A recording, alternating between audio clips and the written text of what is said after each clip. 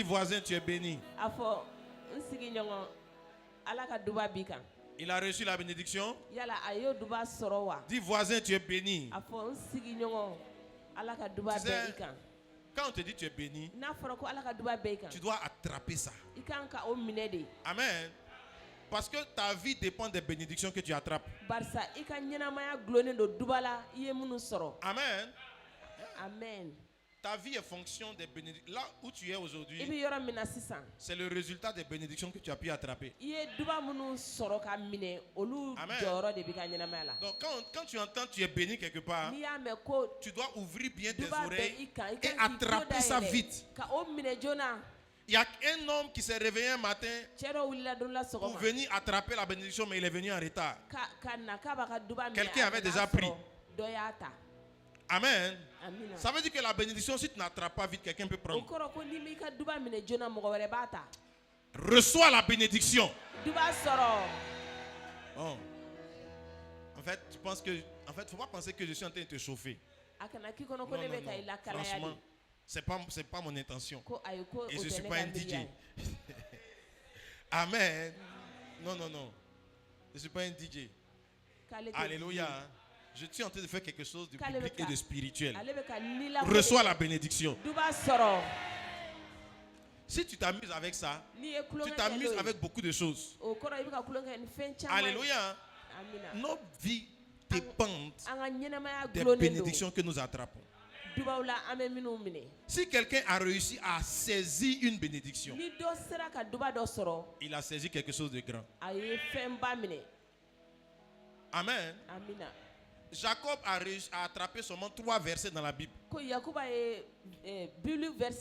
Jusqu'à aujourd'hui, les 3 versets là parlent sur sa vie. Ses enfants qui n'étaient pas là le jour où il a attrapé la parole bénéficient de ce que le papa a attrapé.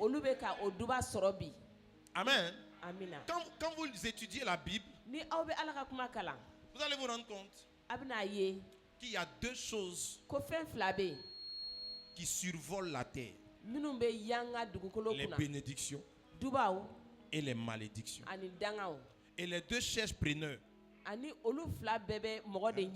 Ta vie aussi est fonction des malédictions que tu as attrapées. C'est pour cela que pour noyer certaines malédictions que tu as attrapées, Dieu envoie des gens pour te bénir.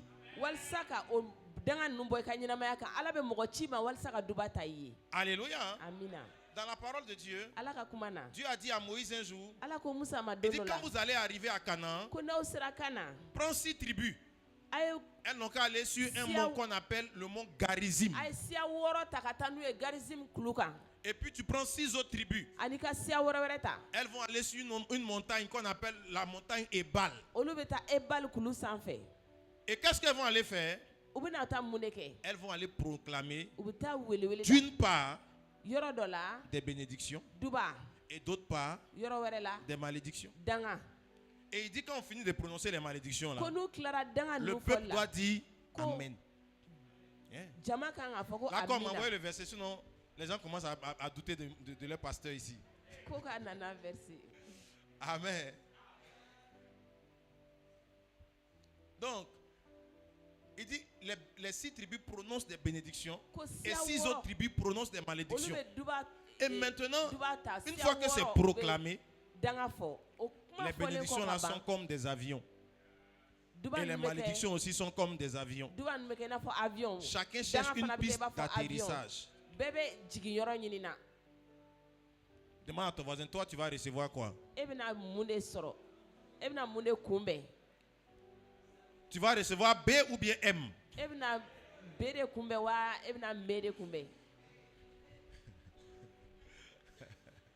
Alléluia. Et c'est étrange et étonnant que beaucoup d'hommes vivent sans considérer cette vérité puissante. Les bénédictions se promènent et les malédictions aussi se promènent.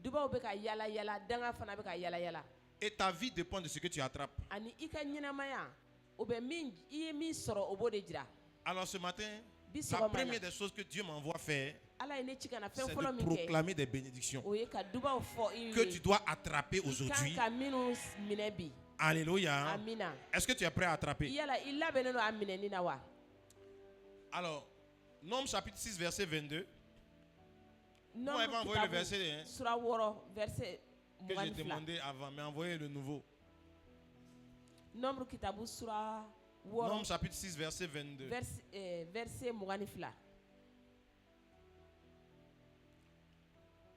L'Éternel dit à Moïse, parle à Aaron et à ses fils. Voici en quels termes vous bénirez les Israélites. Vous leur direz. Donc Dieu a dit à Moïse, appelle Aaron. Aaron c'est qui? C'est le pasteur. Et il dit Aaron et ses fils. Donc les fils d'Aaron, c'est tous ceux qui allaient être pasteurs après Aaron. Et il dit ceux-là, je leur donne un ordre, une instruction, un pouvoir de bénir le peuple d'Israël. Alléluia. Alléluia. Donc ce matin, un fils d'Aaron est ici. Avec pour mission de te bénir. Dis à ton voisin, ne plaisante pas avec la bénédiction.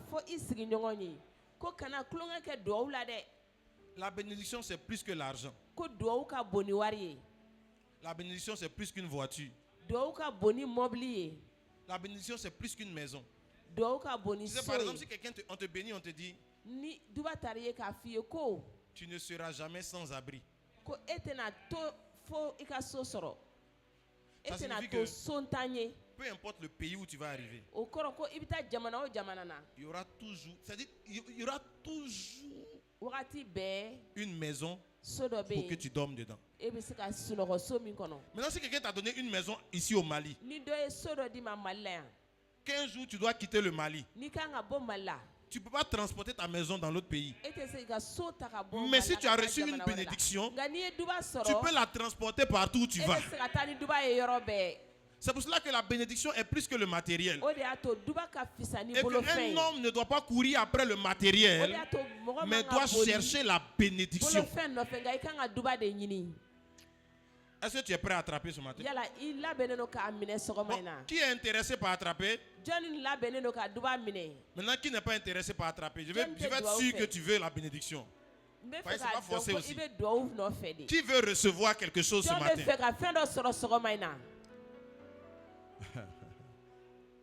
Il dit, vous direz. Et je déclare ce matin que l'Éternel te bénisse. Quand on dit que l'Éternel te bénisse, l'Éternel c'est celui qui n'a pas de fin. Ça veut dire c'est une bénédiction que quand tu vas recevoir, ça ne va plus finir. C'est une bénédiction éternelle. C'est une bénédiction qui va t'accompagner jusqu'au retour de Jésus. C'est une bénédiction que tu vas récolter même après ta mort. Reçois la bénédiction de l'Éternel ce matin. Que l'Éternel te bénisse. Reçois la bénédiction. Et qu'il te garde. Reçois la protection de Dieu. Dieu envoie des anges te protéger dans chaque déplacement, dans tout ce que tu entreprends. Il te garde de la maladie. Reçois cette bénédiction. Dans cette bénédiction, il y a la santé pour ton corps. S'il y avait une maladie dans ton corps, la bénédiction enlève la maladie ce matin. Reçois la bénédiction de la santé. Reçois la bénédiction dans le nom de Jésus. Que Dieu te garde. Qu'il te garde de faire des erreurs. Qu'il te garde de prendre de mauvaises décisions. Qu'il te garde de rencontrer de mauvaises personnes. Qu'il te garde des sortilèges. Et par cette bénédiction, je déclare que toute flèche qui a été lancée contre toi mystiquement ne pourra jamais t'atteindre. Et retourne à l'envoyeur au nom de Jésus. Je déclare que là où quelqu'un avait envoyé ton nom chez un marabout, le feu prend dans la cabane du marabout. Malikora kata lima labra iyo shada. Le bosinda la bakandolo kosi katalabre. Le bras tu para ali maso katalabre. La barandula katele le brosa. Le kete rekata. Rakato labra liba. Le sekateya. Rakatala. Le kele malanda. Sukate le. Que toute flèche et tout envoûtement, ce matin, tu es délivré de l'envoûtement. La main de Dieu te garde de l'envoûtement. Je dis, tout empoisonnement qui t'avait été lancé, tout sort qui t'avait été lancé, ce matin, la bénédiction vient ravager cela et t'accorder la victoire au nom de Jésus. Que l'Éternel fasse lui sa face sur toi. Que Dieu te fasse briller. Tout ce que tu vas faire va briller. Tout ce que tu vas toucher va briller. Tu ne feras plus les petites choses. Tu ne seras pas compté parmi les petits. Tu vas être compté parmi les grands. Dieu te donne la supériorité. Et il te fait briller dans le nom de Jésus. Que sa face luise sur toi. Reçois la face. Reçois la grâce. Et qu'il t'accorde sa grâce. Que la grâce de Dieu soit ton partage. Que toute condamnation qui avait été proclamée contre ta famille, contre ta région, contre ta maison, que toute condamnation soit révoquée par la grâce. Ce matin, la grâce te fait sortir de prison. La parole qui avait dit que dans ta famille, on ne se mariait pas. La grâce vient de l'annuler. La grâce vient de l'annuler. La grâce vient de l'annuler. Je dis la grâce vient de l'annuler. Malo satari kabalados.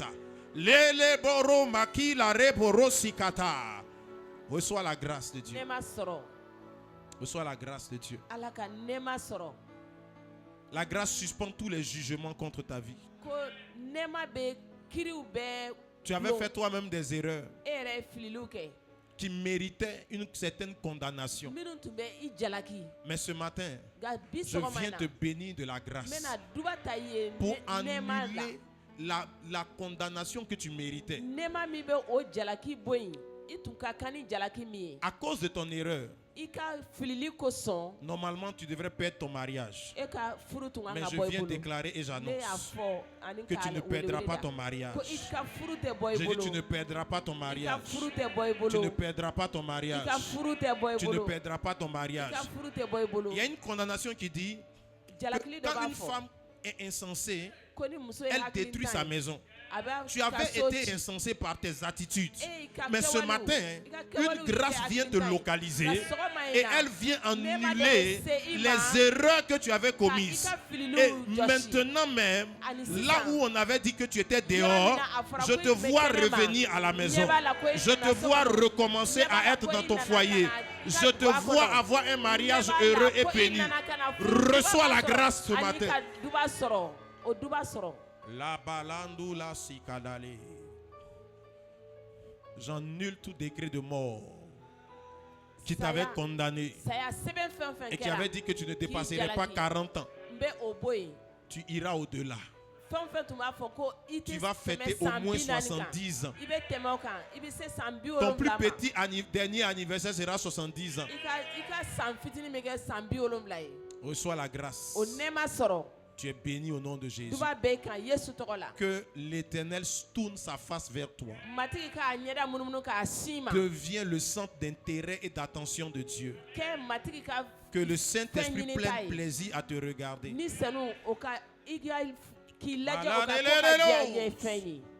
Je vois comme des visites de grâce dans la main de certaines personnes. Je le vois comme des gens qui sont en train d'être visités d'une grâce particulière. Je le vois. L'esprit va commencer à les saisir. L'esprit va commencer à saisir certaines personnes qu'une grâce particulière est en train de visiter.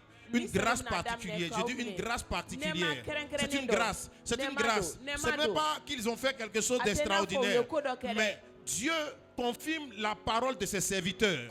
Dieu confirme la parole de ses serviteurs. Ce matin, je suis là de sa part pour déclencher une saison de grâce. Une saison de grâce. Une saison de grâce. Reçois ta saison de grâce. Reçois ta saison de grâce. Reçois ta saison de grâce. Reçois ta saison de grâce.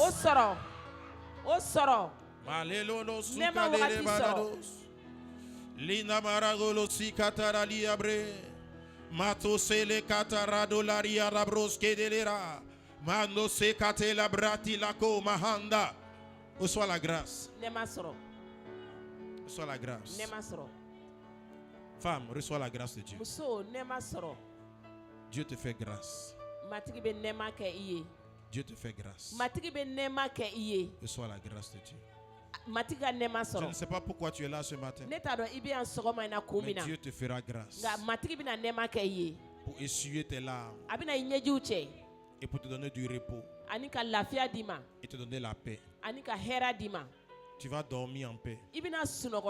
À partir d'aujourd'hui, tu vas dormir en paix. Reçois la paix de Dieu. Reçois la paix de Dieu. Reçois une grâce particulière. La paix de Dieu est là. Que l'Éternel fasse lui sa face et qu'il te donne la paix. Reçois la paix de Dieu.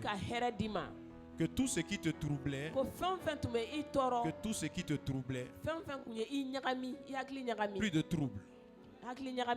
Plus de troubles. Plus de troubles. Plus de troubles. Tes guerres prennent fin. Ce matin, j'annonce la fin de la guerre dans ta vie. La guerre prend fin dans ta vie. La guerre prend fin dans ta vie. C'est la fin de la guerre. La fin de la guerre dans ta vie. Balados, les reverandos, qu'il est là.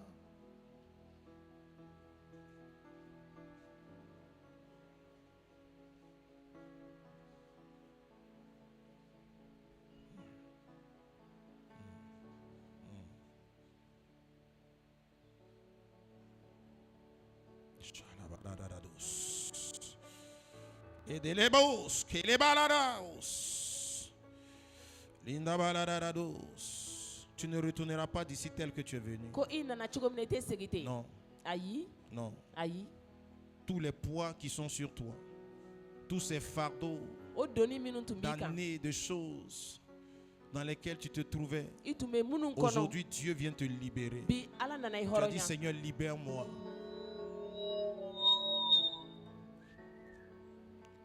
Tu es libre. Tu es libre. Tu es libre. Tu es libre. Tu es libre. Tu es libre. Tu es libre. Tu es libre. Libre au nom de Jésus. Aidez-la, aidez-la, aidez-la. Excuse-moi, un frère. Faut pas avoir peur.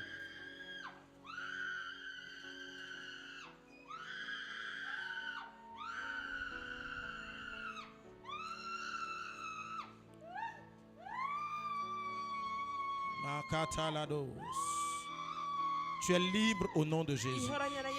Les chaînes qui te maintenaient dans la captivité te lâchent au nom de Jésus. Tu es libre. Tu es libre au nom de Jésus. Tu es libre. Tu es libre. Aujourd'hui est un jour de libération. C'est un jour de liberté. La grâce pour être libérée est présente. Plusieurs sont libérés en ce moment même. Tu es libre. Liberté pour toi, ma fille.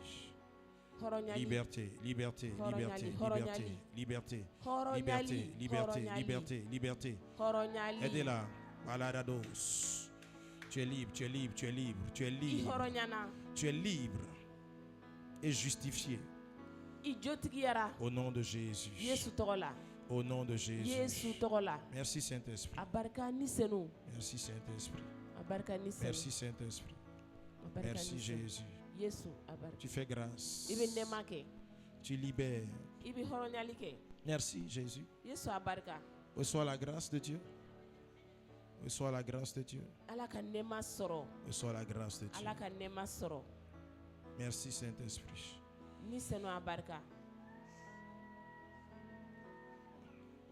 L'Esprit te console, ma fille.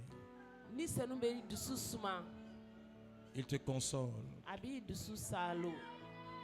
Il connaît ta peine et ta douleur. Il te console aujourd'hui.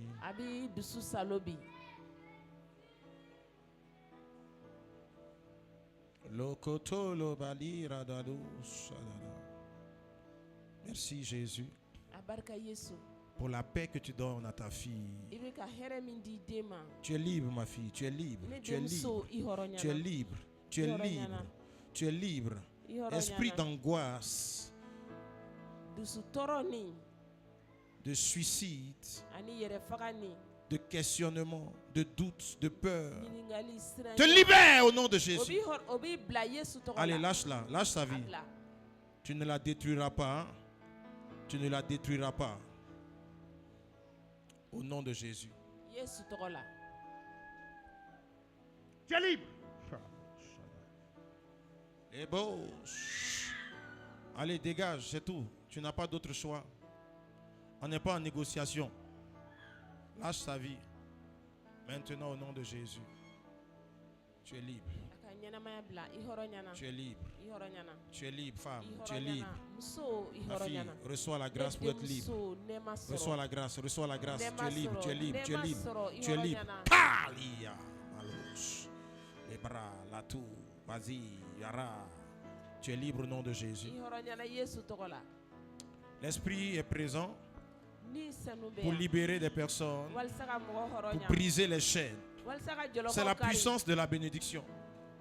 La bénédiction libère. La bénédiction libère. La bénédiction brise les chaînes. Reçois la bénédiction. Reçois la bénédiction. Reçois la grâce. Reçois la grâce de Dieu. Reçois la grâce de Dieu. Tu es libre au nom de Jésus. Donne un bon amen à Jésus. Donne un puissant amen à Jésus.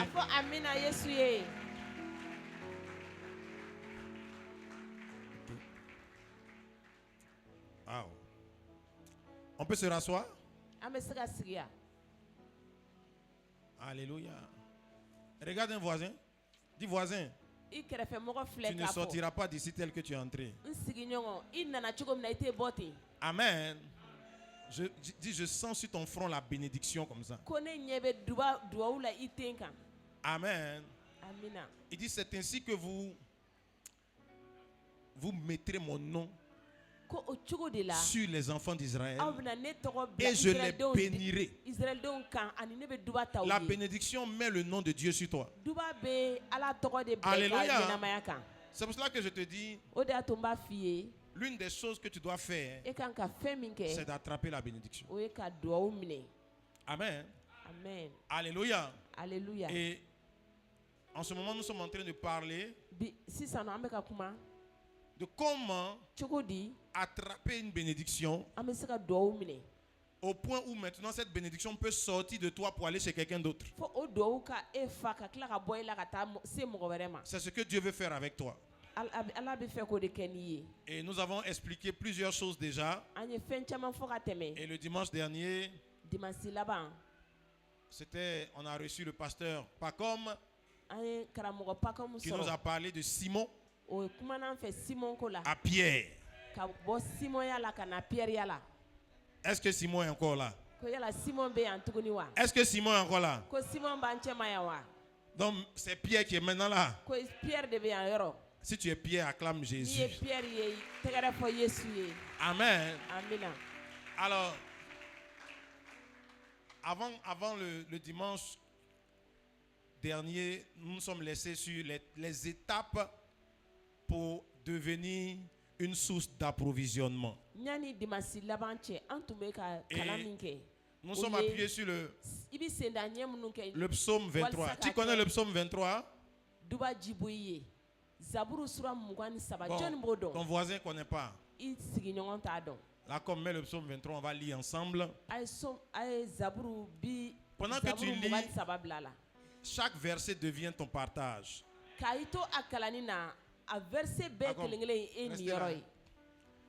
L'Éternel est mon berger. Je ne manquerai de rien. Il me fait reposer dans de verts pâturages.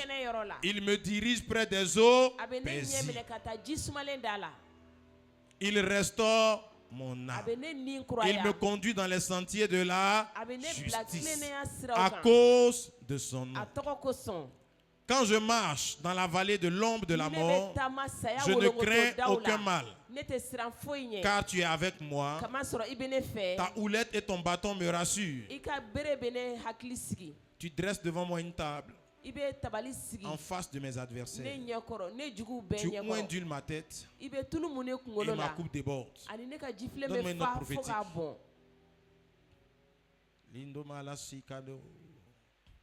Oui.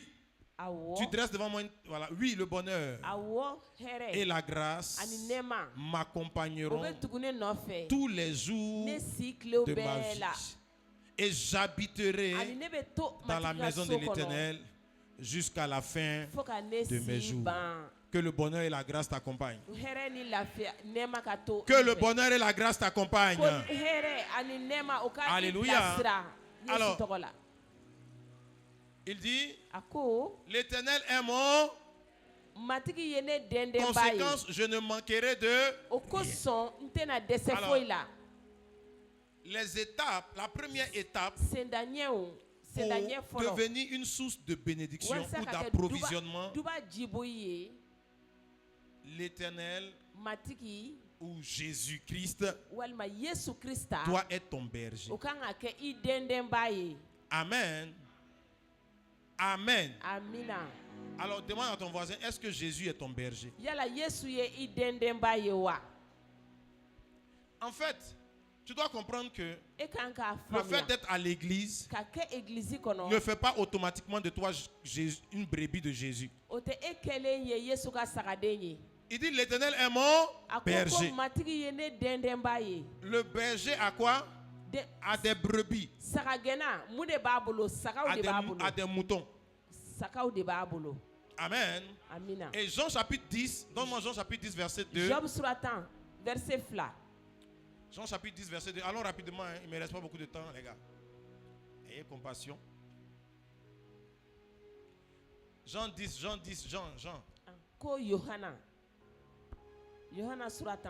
Il dit celui qui entre par la porte est le berger des brebis. Verset 3. Le portier lui ouvre et les brebis entendent sa voix. Il appelle par leur nom les brebis qui lui appartiennent et il les conduit dehors. Lorsqu'il fait sortir toutes ses propres brebis, il marche devant elles et les brebis le suivent parce qu'elles connaissent sa voix. Elles ne suivront pas un étranger, mais elles fuiront loin de lui parce qu'elles ne connaissent pas la voix des étrangers. Et je crois au verset 26, il dit, mes brebis entendent ma voix. Non, c'est pas le verset. Voilà, donne le verset 27.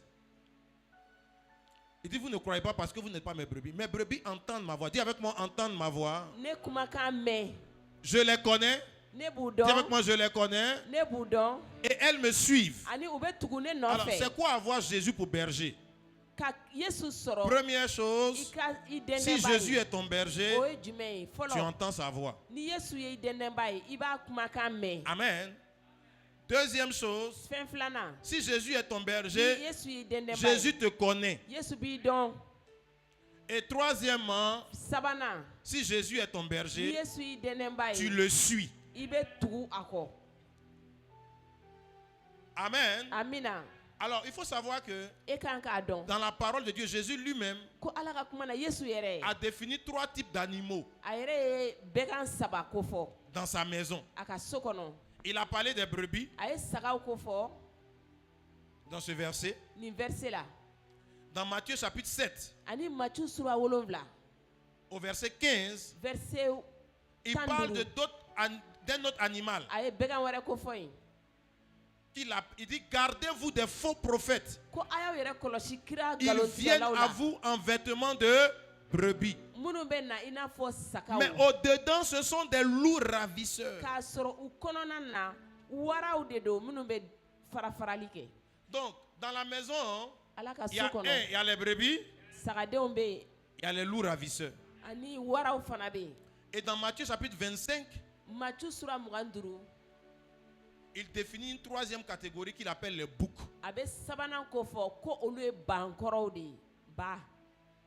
Boucs. Amen. Maintenant, demande à ton voisin. Brebis, bouc, ou bien loup. Tu es dans quelle équipe? Il dit quoi? Il est dans quelle équipe? Équipe A. Qui est dans l'équipe des brebis? Ok. Qui est dans l'équipe des boucs? Et qui est dans l'équipe des loups ravisseurs? Alléluia. Alléluia. Donc tu peux venir à l'église. C'est bien. Mais ne t'arrête pas là. Tu dois devenir la brebis de Jésus. Amen. Et Jésus dit, c'est quoi ça, les brebis? Premièrement, elles entendent sa voix. Et c'est ce dont on a parlé le dernier dimanche quand j'ai enseigné. Pour dire que pour entendre la voix de quelqu'un, il faut avoir l'habitude d'écouter cette personne pour pouvoir reconnaître sa voix. Et on a dit que la voix de Dieu, c'est sa parole, la Bible. Amen. Donc je ne vais pas revenir là-dessus. L'enseignement est disponible sur Telegram. Tu peux t'abonner à la chaîne Telegram et écouter l'enseignement que j'ai donné il y a 2 dimanches. Aujourd'hui, on doit avancer. Il ne me reste pas beaucoup de temps. Deuxième caractéristique, il dit mes brebis, elles entendent ma voix. Deuxièmement, je les connais. Alors demande à ton voisin, est-ce que Jésus te connaît? Il dit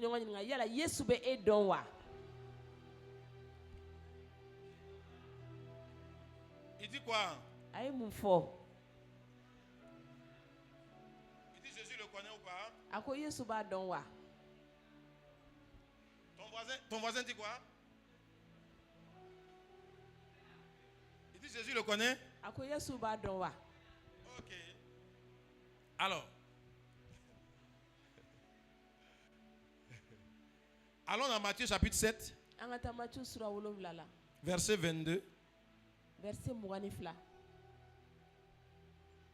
Tu peux même commencer au verset 21.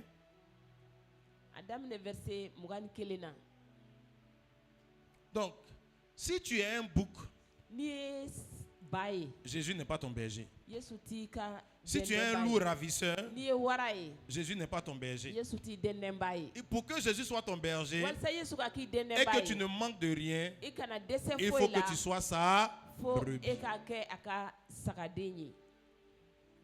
Matthieu 7, 21 plutôt.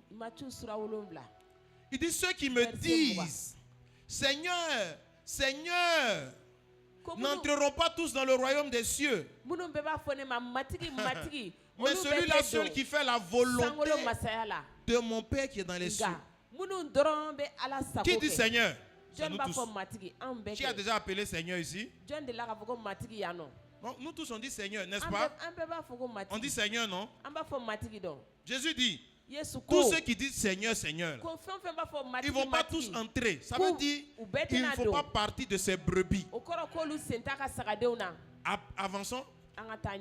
Plusieurs me diront, Seigneur, Seigneur, n'avons-nous pas prophétisé par ton nom? N'avons-nous pas chassé des démons par ton nom? Et n'avons-nous pas fait beaucoup de miracles par ton nom? Verset 23. C'est un des versets les plus dangereux de la Bible. Il dit, alors je leur dirai ouvertement, sans rien cacher, je ne vous ai jamais connu. Retirez-vous de moi, vous qui commettez l'iniquité. Wow. Donc, à qui il était en train de dire ça? Il ne disait pas ça à des païens. Non, non. Il disait ça à ceux qui disent Seigneur, Seigneur. Ensuite, à ceux qui prophétisaient. Donc, c'était des prophètes. Donc, prophétiser et être une brebis de Jésus, ce n'est pas la même chose. Parce que la prophétie est un don. Amen. Dans la Bible, un jour, il y a un âne qui a prophétisé. Il peut arriver que des ânes prophétisent. Mais l'âne là n'était pas une brebis de Jésus. Il dit, vous avez fait des miracles. Ça veut dire que même si quelqu'un fait un miracle, ça ne veut pas dire qu'il est une brebis de Jésus. Les dons spirituels n'attestent pas que tu es une brebis de Jésus. Et Jésus dit donc, garde le verset 23 mon frère s'il te plaît. Il dit, je ne vous ai jamais connu. C'est fort, hein? C'est pas pour dire que je ne vous connais pas. Ça veut dire que s'il disait je ne vous reconnais pas, ça veut dire que je vous connaissais avant. Maintenant, à un moment donné, comme vous avez changé de teint, je ne vous ai plus connu. Amen. Donne un bon amen à Jésus. Il dit, je ne vous ai jamais. Retirez-vous de moi. Donc, ça veut dire qu'il y a une catégorie de chrétiens que Jésus ne connaît pas. Donc demande à ton voisin, est-ce que Jésus te connaît? Et c'est qui les chrétiens que Jésus ne connaît pas? Donc, qui ne sont donc pas des brebis de Jésus. Il dit ce sont ceux qui commettent l'iniquité. C'est quoi l'iniquité? L'iniquité, c'est la transgression de la loi. L'iniquité, c'est plus fort que péché. Quand on dit l'iniquité, ça veut pas. Il faut bien comprendre. Hein? Jésus n'a pas dit si tu as commis une erreur, il ne te connaît pas. Mais il parle de ceux. Il dit vous commettez l'iniquité. Iniquité vient du mot inique. Ça veut dire c'est des gens qui prennent plaisir à faire ce qui est mauvais.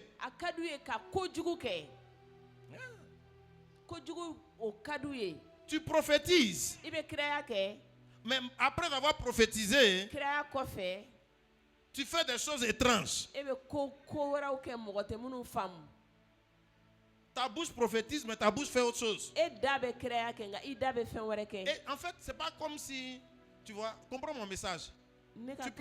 Tu peux faire une erreur, regretter ton erreur et chercher à changer de vie. Mais l'iniquité, tu es là, tu n'as pas de l'intention de changer. Non. Ça ne t'intéresse pas.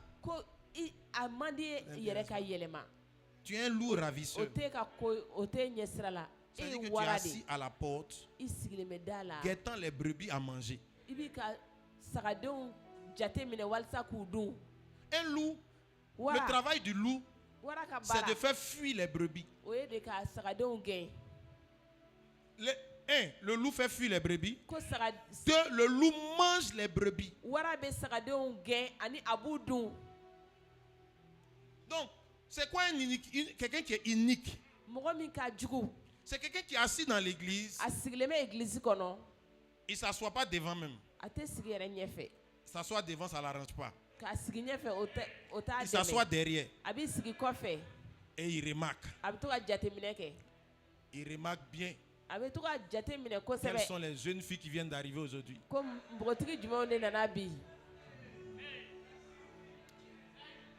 Et après le culte, il vient les saluer. Il dit, viens ma soeur. Tu es nouvelle? Elle dit oui. Oh. C'est bien, tu es bien arrivé, hein? Ici, notre église est formidable. Je vais t'aider à t'expliquer la parole de Dieu. Tu sais, ma soeur, si tu as besoin de venir à l'église, appelle-moi, je vais t'aider. Au début, il lui envoie des versets bibliques. Après, il lui envoie des photos. En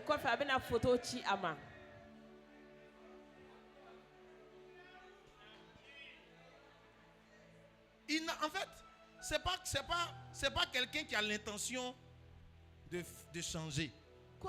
C'est-à-dire qu'il est là exactement parce qu'on lui a dit, va se donner, il y a des jolies filles qui vont là-bas. Hein. Donc, ce pourquoi il est ici, c'est pas parce que la parole de Dieu l'intéresse. Il est venu aligner les conquêtes.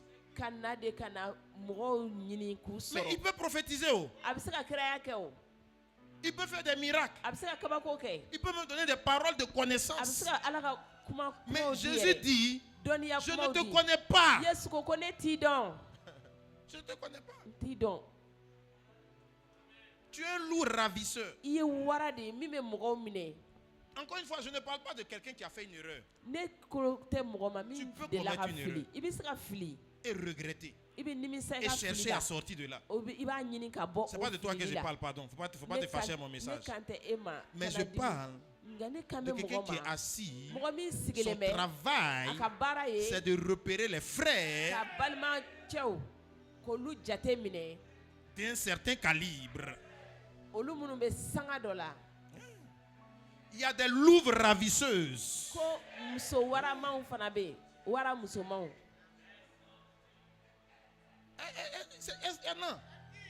Il y a son garçon, il y a son femme. Eux, ils mangent les brebis. Leur travail, c'est de manger les brebis. Il y en a, ils ne les mangent pas dans le sens d'abuser d'elles. Il y en a qui mangent les brebis dans le sens de les escroquer. Ils ont toujours une affaire à proposer. C'est des businessmen internationaux.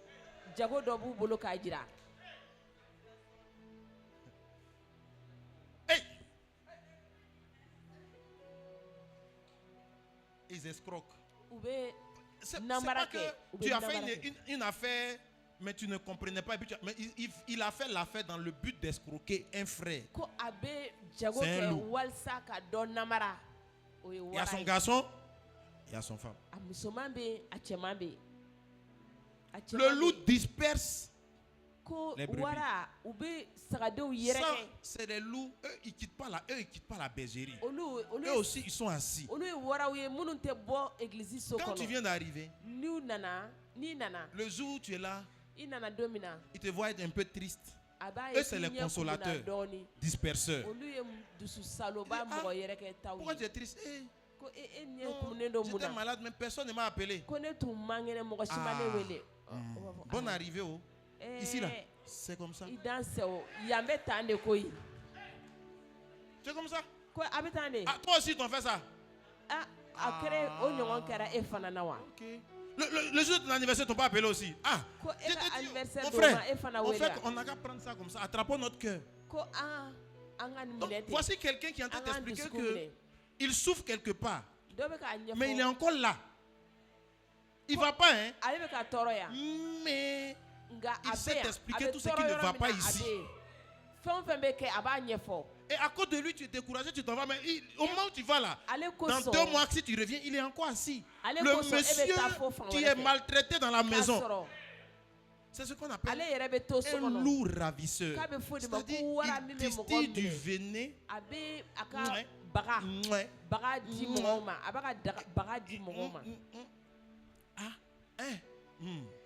La soeur là, tu t'es vu causer avec une soeur là. Faut te méfier. Hein. Quand tu viens d'arriver quelque part, faut te renseigner. Faut te renseigner. Mais non, il y a quelque chose. Non, j'ai dit. Je t'ai rien dit. Ce qui est sûr, j'ai dit. Faut te renseigner. On appelle ça un loup ravisseur. Il disperse. Le loup ravisseur, c'est celui que tout le monde vient se plaindre. On t'a fait ça aussi. Mon cher. On dit qu'il ne faut pas en parler. Quand tu as parlé, on va dire le pasteur va venir prêcher sur toi. Mon cher. C'est que sur Dieu nous voit. C'est de la sorcellerie ecclésiastique.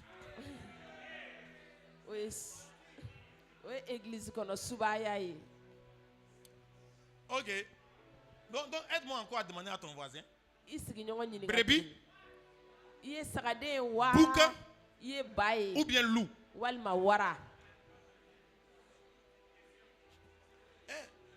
Les loups ravisseurs, disperseurs, ils n'aiment pas, mais ils ne laissent pas. Eux, ils ne vont jamais. Hein. Ils sont là depuis le début. Ils connaissent tout ce qui ne va pas. Mais ils sont quand même là. Mon cher, tu n'as pas trouvé notre église à côté de toi? Je connais un pasteur là, je peux te le conseiller. Il faut aller là-bas, ici là. Le pasteur là même, il ne prie même pas bien, il n'est pas fort en prière.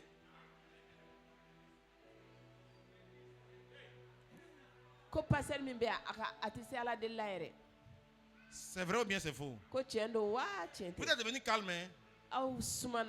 Bon, je change de sujet. Amen. Dis à ton voisin, est-ce que Jésus te connaît? Il dit quoi? Il dit quoi? Jésus le connaît? Ok. Il n'est pas dans le groupe L. Il dit voisin, tu n'es pas dans le groupe L? Maintenant, il y a un troisième animal qu'on appelle le bouc. Tu sais, un jour, je suis allé à un voyage. J'étais allé accompagner un ami. Et au retour, on s'est arrêté dans un petit village. On voulait acheter un bouc, un cabri. Alors on s'est renseigné, on a dit, dans une cour ici, il y a des gens qui vendent un cabri. Les gens étaient pressés de nous vendre leur bouc. Non, on ne comprenait pas. On dit, oh, prenez-le. Ils ont diminué vite le prix pour nous donner. On a pris le bouc. On a fait le voyage. Quand on est arrivé à destination, dès qu'on est descendu, le bouc s'est échappé. Il s'est échappé. On l'a cherché au moins 30 minutes. On l'a trouvé. On l'a attaché. Quand on l'a envoyé, le temps de vouloir l'attacher, paf, il est parti encore. Un bouc n'est pas maîtrisable. Tu vois, le mouton là, si on avait acheté un mouton, on n'avait pas besoin de l'attacher. Non, il ne court pas. Il te suit. Même si tu as un couteau en main, il rit avec toi. Et il sera en train de rire jusqu'à ce que sa tête parte. Mais un bouc, il connaît un couteau. Il ne suit personne. Non. Il est son propre chef. Il va là où il a envie de partir. Ce n'est pas quelqu'un qui décide de ce qu'il doit faire. Le bouc, quand on dit il y a 40 jours de jeûne, on dit c'est pourquoi. C'est pourquoi. Il ne va pas faire 40 jours. Pourquoi il va faire 40 jours de jeûne? Il va faire 40 jours. Lui fait 2 jours de jeûne.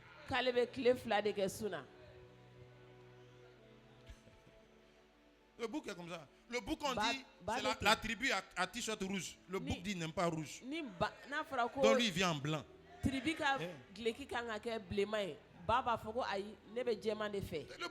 bouc est son propre chef. Pendant que le mouton, il est docile.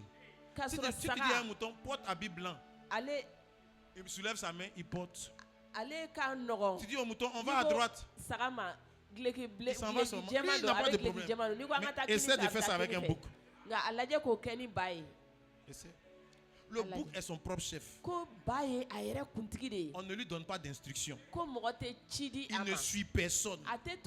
Il n'a pas de père spirituel. Il n'aime pas tout ce qui est respo. C'est un chef. Demande au voisin. Brebis, bouc ou bien loup. Jésus dit, je vais vous dire ouvertement, je ne vous connais pas. Je ne vous connais pas. Donc Jésus ne te connaît pas aussi. Pourquoi Jésus ne va pas connaître quelqu'un? À cause de l'hypocrisie. C'est quoi l'hypocrisie? C'est de montrer un visage qui n'est pas ton visage.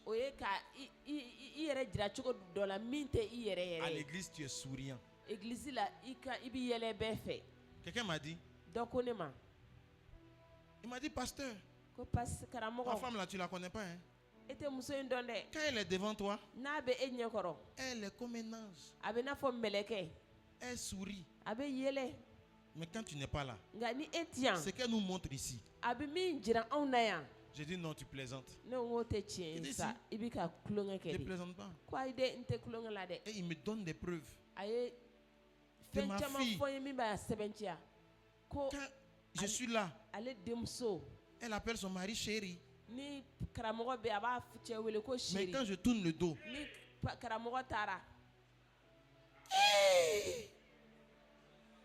quand c'est comme ça, est-ce que Jésus te connaît? Parce qu'il ne sait pas qui choisit. Il connaît la gasparienne du culte. Maintenant, il y a une gasparienne au quartier. Elle frappe tout le monde. Elle se bat avec tout le quartier. Il ne connaît pas celle-là. Donc un jour, quand tu vas arriver au ciel, il ne sait pas qui va choisir. Est-ce qu'il choisit celui du quartier ou bien il choisit celui qui fait semblant à l'église? C'est ce qu'on appelle l'hypocrisie. L'hypocrisie amène des gens à considérer plus le regard des autres que le regard de Dieu. Ce qui inquiète les hypocrites, c'est qu'est-ce que les frères vont penser de moi. Qu'est-ce que le pasteur va penser de moi? Si le pasteur sait que j'ai fait ça, le pasteur sera découragé de moi. Je ne vais pas lui dire.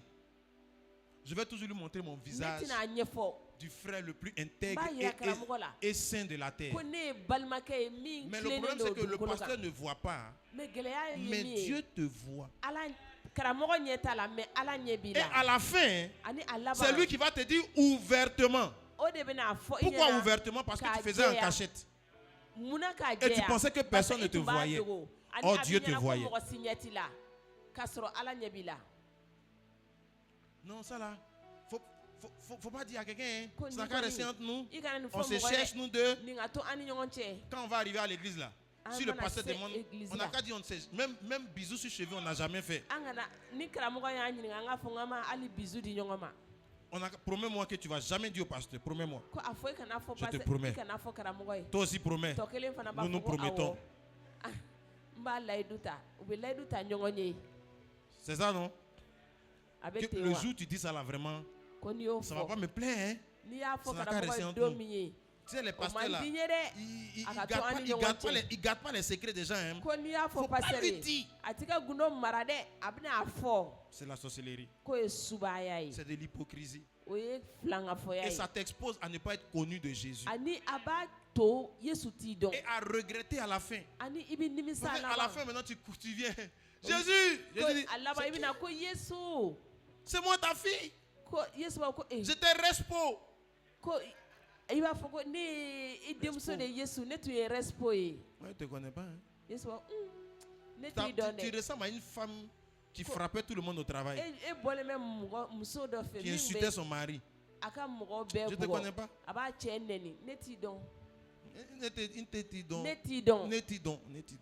Dis à ton voisin, est-ce que Jésus ne va pas te netidon un jour?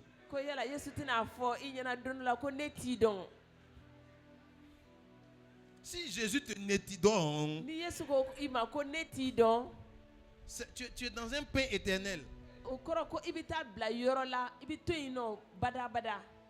Est-ce que quelqu'un est là? Donc, tu as intérêt à te montrer tel que tu es. Ici, là, on est à la clinique.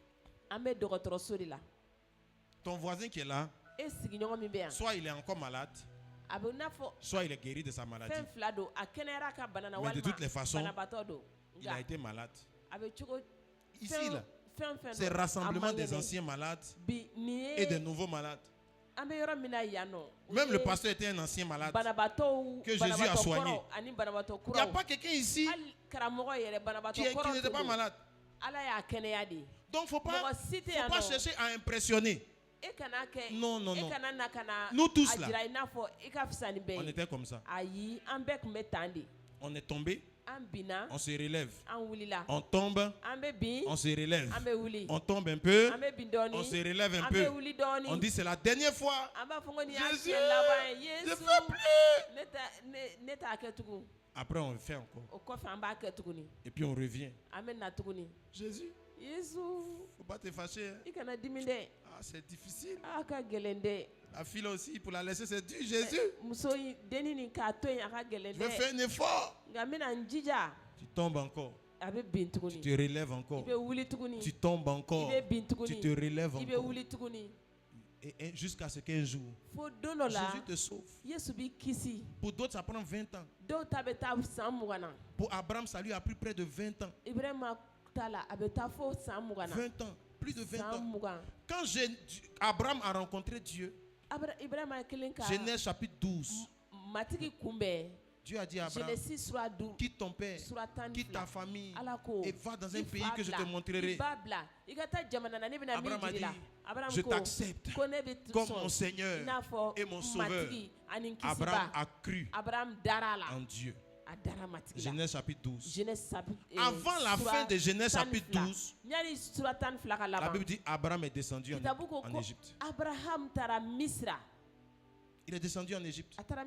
Et quand il descend en Égypte, il s'en va mentir que sa femme n'est pas sa femme, c'est sa soeur. Abraham qui a dit à Dieu qu'il croit en lui là, le voici en Égypte. L'Égypte c'est le symbole du péché. L'église c'est le symbole de la rétrogradation. Donc Abraham avait cru en 12. Il a rétrogradé. C'est Abraham, hein? Et au chapitre 13, verset 1, dit, regarde, Abraham remonta d'Égypte. Abraham remonta d'Égypte. Ça veut dire qu'il était descendu auparavant. Mais Abraham est remonté. Donc sa vie était de haut, des bas, de haut, des bas. Mais Dieu n'a pas renié Abraham. Dieu n'a pas rejeté Abraham. Donc il faut venir te présenter à Dieu tel que tu es. Dieu a déjà vu des gens comme toi. Des Abraham qui ont dit oui, je vais te suivre Seigneur. Mais qui après sont descendus. Il est descendu. Chapitre 13, il remonte. Et au chapitre 13, on voit que quand il est remonté, il est allé à nouveau à l'église. Regarde, va au verset 2. Abraham était très riche. Avance, verset 3. Il dit il dirigea ses marches du midi jusqu'à Bethel, jusqu'au lieu où était sa tente au commencement. Ça veut dire que il avait abandonné la maison de Dieu. Il avait quitté la présence de Dieu pour descendre en Égypte.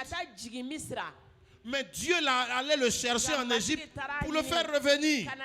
Ce matin, je viens dire à quelqu'un, tu peux être descendu en Égypte. Tu peux avoir quitté la maison de Dieu. Tu peux avoir quitté la présence de Dieu. Mais tout ce que Dieu veut, c'est que tu ne restes pas là-bas. Remonte d'Égypte ce matin. Remonte d'Égypte ce matin. Même si tu étais descendu, tu peux remonter. Et Abraham est remonté. On pouvait dire que c'était fini là. C'est pas fini là. Quand tu arrives au chapitre 14, il y a un nouvel épisode encore. Abraham commence à douter. Il doute de Dieu. Il s'en va faire la guerre. Avant, je crois, au chapitre 15 ou 16, il allait faire la guerre, tout ça. Après, il a douté de Dieu. Il a dit, il va donner l'héritage à un de ses serviteurs. Voilà, il dit, chapitre 15, Abraham répondit, Seigneur éternel, que me donneras-tu? Je m'en vais sans enfant et héritier. Et l'héritier de ma maison, c'est Eliezer de Damas. Abraham dit, tu ne m'as pas donné de postérité, et c'est celui qui est né dans ma main qui sera mon héritier. Dieu dit non. Donc voici Abraham, le père de la foi qui a des doutes. Il doute de Dieu. Donc il peut arriver que tu doutes de Dieu. Il peut arriver que tu sois déçu de Dieu. Que tu aies l'impression que Dieu ne répond pas à tes prières. Ça fait partie de la marche avec Dieu. Tu n'as pas besoin d'être hypocrite. Tu dois être clair, tu dois être vrai pour dire Dieu, actuellement là, j'ai des doutes. Je ne comprends pas certaines choses. Explique-moi certaines choses. Seigneur, je ne comprends pas. Donc, au lieu de t'enfoncer, viens toujours dans la présence de Dieu. Et Abraham a eu des bas. Après, il allait prendre Agar. C'est Abraham. Il allait coucher avec sa servante. C'est une erreur. Mais après ça, Dieu l'a encore relevé. Dieu l'a encore relevé. Dieu ne l'a pas chassé. Dieu ne l'a pas rejeté. Dieu ne lui a pas dit ne reviens plus ici. C'est le père de la foi. Normalement, on ne devrait pas avoir d'erreur dans sa vie. Mais le voici qui est descendu en Égypte. Le voici qui est en train de douter de Dieu. Le voici qui est en train de prendre Agar. C'est le même Abraham. Nous tous on a envie de ressembler à Abraham. Mais la vraie histoire d'Abraham, c'est qu'il y a eu beaucoup de moments difficiles. Mais Abraham était toujours vrai avec Dieu. Dis à ton voisin, sois vrai avec Dieu. Dis à ton voisin, sois vrai avec Dieu. Dis voisin, il ne faut pas m'impressionner. Moi-même là, j'étais comme toi avant. Peut-être même je suis pire que toi maintenant. On ne sait pas. Dis voisin, ne regarde pas mon joli visage. Dis ne m'impressionne pas. Ne cherche pas à m'impressionner. Ne cherche pas à plaire aux hommes. Cherche à plaire à Dieu. Sois vrai dans ta relation avec Dieu. Sois vrai dans ce que tu fais avec Dieu. Même si tu as fait une erreur, repens-toi.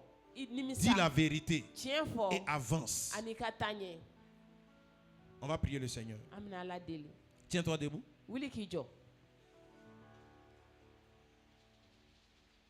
Je ne sais pas dans quelle catégorie tu es, mais j'espère que Jésus te connaît.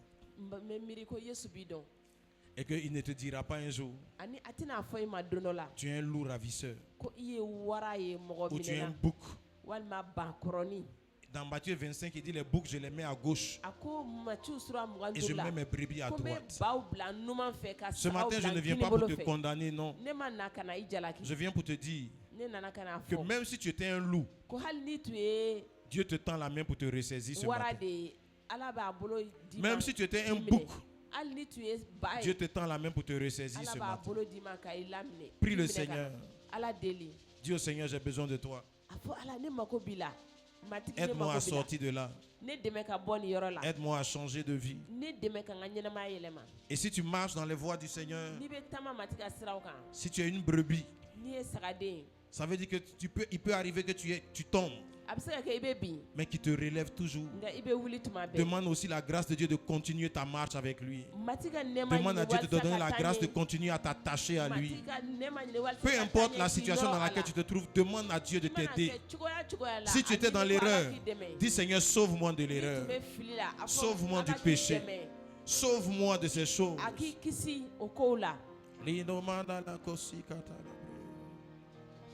Je veux que tu sois mon berger, Jésus.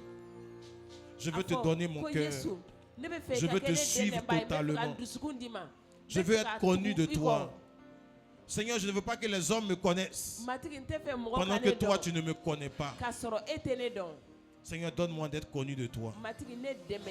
Je veux marcher avec toi. Je veux te suivre de tout mon cœur. Je veux te suivre de toutes mes forces. Je veux te suivre de toute mon âme. Seigneur, aide-moi à te suivre. Aide-moi à te suivre. Aide-moi à marcher à ta suite. Seigneur, montre-moi comment te suivre. Aide-moi à entendre ta voix. Au nom de Jésus. Amen. Quelqu'un acclame Jésus. Amen. On peut acclamer très fort le Seigneur. Alléluia. On peut se rasseoir un instant. Est-ce que Dieu t'a parlé ce matin?